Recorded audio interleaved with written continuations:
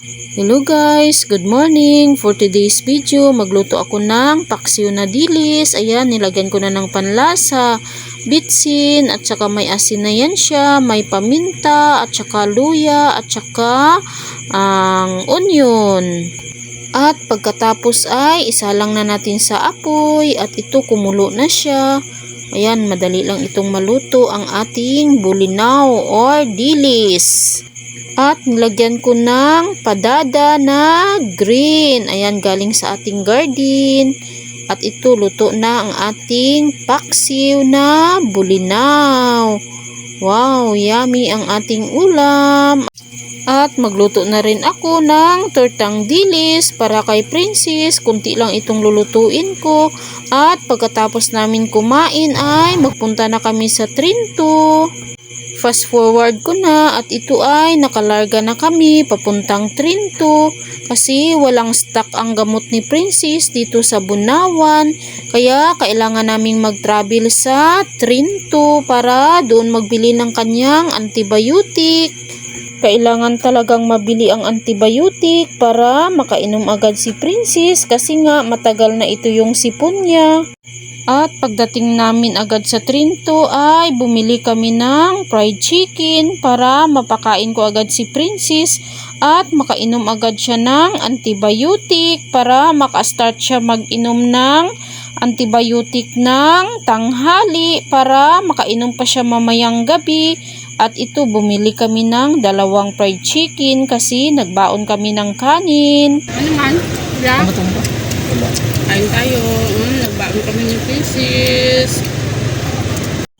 Thank you Lord sa blessing, sa pagkain. Ito pala yung gamot na nabili namin, Coamoxiclav.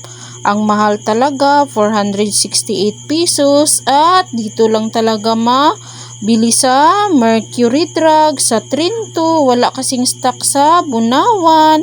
Pagkatapos namin kumain, umuwi na sana kami pero may nakalimutan pa pala kami na gamot ni Kuya Dib. Kaya bumalik kami sa butika at bumili ng gamot. At ayan, tingnan nyo si Princess, may gustong ipabili sa akin. Akala ko kung ano na yung itinuturo niya. Ay naku, pabango lang man pala. Sabi niya magbili daw siya ng pabango. Kasi wala daw siyang pabango. Sabi ko, next time na lang Princess kasi wala pa tayong budget. Buti na lang nakaintindi ang bata. Kaya pagkatapos namin sa butika ay dumaan kami sa nagapabinta ng tinapay sa bakery. Kasi nga sabi ni Papa Jun magbili daw kami ng tinapay para may pasalubong kami kay Kuya Dib.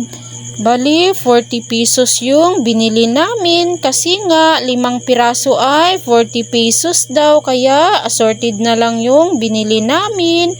At tingnan nyo naman ang bata, hindi niya gusto yung binili ni Papa Jun kasi iba yung tinuturo niya, yung cake pala yung trip niya. Ay naku na bata. Kaya binila na lang siya ni Papa Jun kasi ayaw nga ng gulo ni Papa Jun. Salamat po sa tinapay. In Jesus name, amen. Guys, kain tayo guys. Kain tayo, merienda tayo. Ayan, tingnan nyo ang bata. Ayaw magbigay ng kanyang tsukulit. O, tingnan nyo ang tinapay. Ang lalaki. Nagmerienda muna kami bago kami umuwi. Ay, naku, super init talaga dito.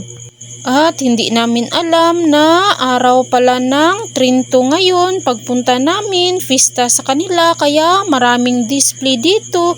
Ayan, tingnan nyo naman sa paligid. Maraming display kasi nga fiesta pala sa lungsod ng Trinto Agusan del Sur. Kaya busy na naman sila, maraming tao na naman.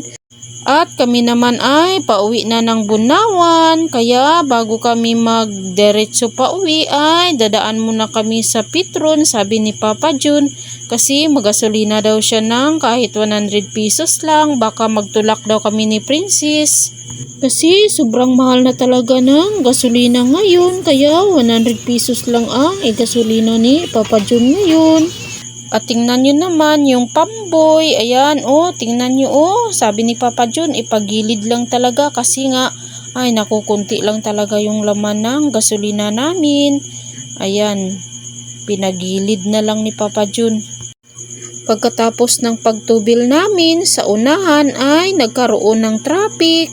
Medyo natagalan kami nakaalis kasi nga inaayos pa yung daanan namin at medyo natagalan talaga yung pag-alis namin at marami na ring nakapila sa likod namin at medyo masama pa talaga yung panahon kasi nga umaambon. Pagka agdugo na nene sa tanggal na rin kanina sa.